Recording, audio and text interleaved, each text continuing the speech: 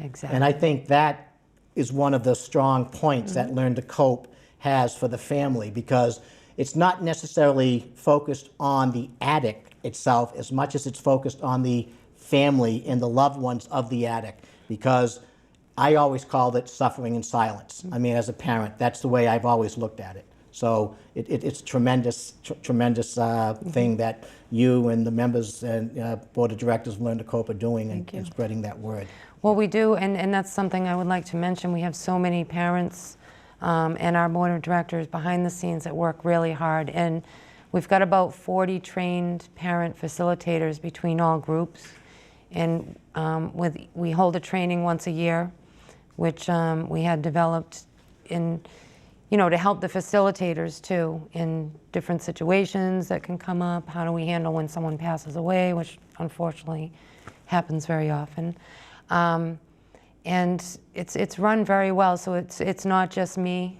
I could never do this all by myself anymore. No, so it's there are a lot of people workers that help. behind the scenes, obviously making this happen. Where is the meeting? Where are the meetings held? What type of settings are they held in? So that if there are people out there that maybe have heard of the organization, aren't quite sure, what takes place. What kind of give an overview of what happens in a basic meeting? Yeah. Well, it tends to be now in the hospitals, which is a good place for us. It's not far from the emergency rooms. It's easy to get to. We're at Good Samaritan here. And then on Tuesdays, we're at the Gloucester Family Health Center. On Wednesdays, we're at Saints Medical. And on Thursdays, we're at the North Shore Children's Hospital. And when we start the one at Mass General, that will be held at Mass General in Boston. And then in Quincy, I think it's going to be in the Building for Bay State Community Services. So that will be the only one that's not in a hospital. And the accommodations at the hospitals and the different locations they're offering to you, is this donated time and space, or is there funding that helps support this? How does that work? Well, we are a nonprofit organization, so the hospitals can donate the space for us, which is great. So it's part of their community outreach on a goodwill basis that they are looking at in letting families within that local community know that, we are supporting the efforts of the families out there in that way. How can a parent, what would you say to a parent who's on the fence as to should I or shouldn't I go? I still have that guilt feeling, or that, I'm ashamed of what might be happening within my family. What would you say to a parent of somebody like that to come on down? I get that a lot. People will call me and say, I don't know if I could go to a meeting. I'm afraid to go in the room. I might see somebody I know. I get that a lot. So I'll always say to them that, first of all, when you walk in there, it's going to look a lot different than you think. It's going to be friendly faces, people that are going through exactly what you're going through. And, there's this silent, I don't know how to explain it, maybe partnership that, we treat each other equally with respect in there. We're all going through the same thing. But if someone's really afraid to go to a meeting, I tell them as well that they can go on our website from the privacy of their own home and join our private discussion board, which I have people behind the scenes. www.learntocope.com? It's learn2cope.org. Okay. And if they register for that, we have people that, screen them and make sure they are family members. And once that happens, they get on there, and there's close to 3,000 people communicating there 7 days a week. So say somebody's son or daughter is out missing on a Sunday, or there was an overdose, or something tragic happened, and they need help right away. They can get on that website and post that message. And it's amazing. All of a sudden, you'll just see all these people answering, this is a phone number I tried, try this, try that. Or if she's in the hospital now, this is what you can do, and this is what we did when this happened with our son. It's real-time, real-world support. And it's from really knowledgeable people like us that have walked that walk. Walked the walk. And been down that road, so we know what places are open, what places might not be, and it's real time. And then they end up coming anyway, eventually. And and you see that at the meetings, the newer faces coming in, each week down there. What do you say, to the parent or the adult out there who kind of don't believe that there is a heroin or opiate epidemic in our city or in our community today? Oh, I get that one all the time. I tell them to look at the crime rates. I tell them to think about what they read in the newspapers, how many robberies they see, home invasions, gas station robberies. Check with their local hospitals, see how many emergency room visits or admittance, how many people that were admitted.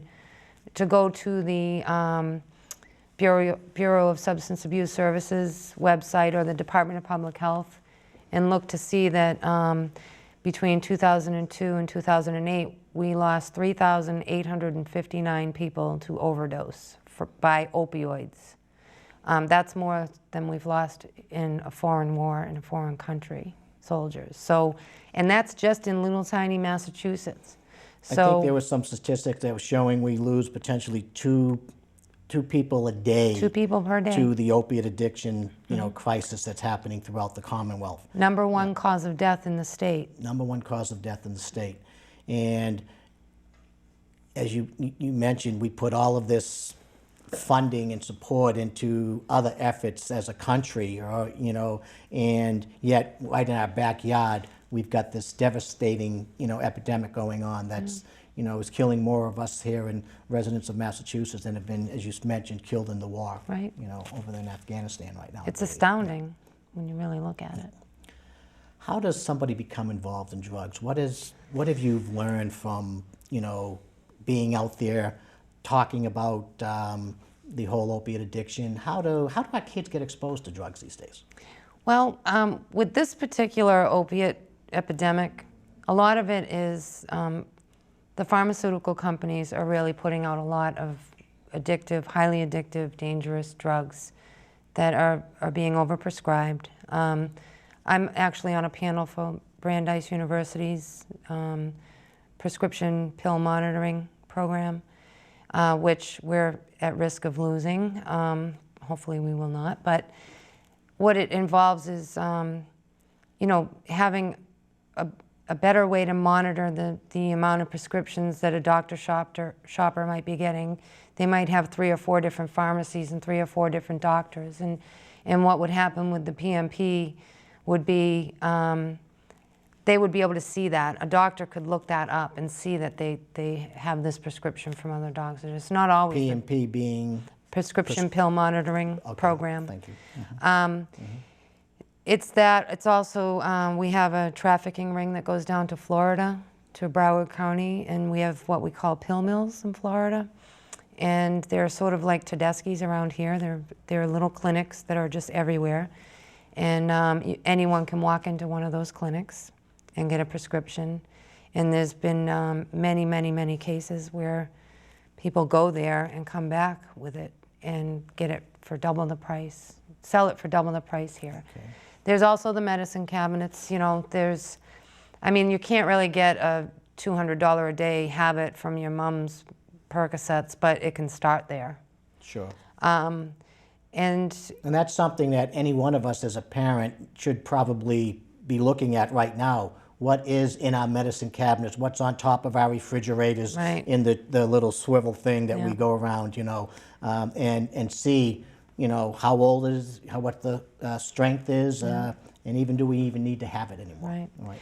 And I've met families that were just pretty as comparable to the Cleavers, and their kids still made a terrible decision. Adolescents will do silly things now and then, not all of them, but a lot of them will.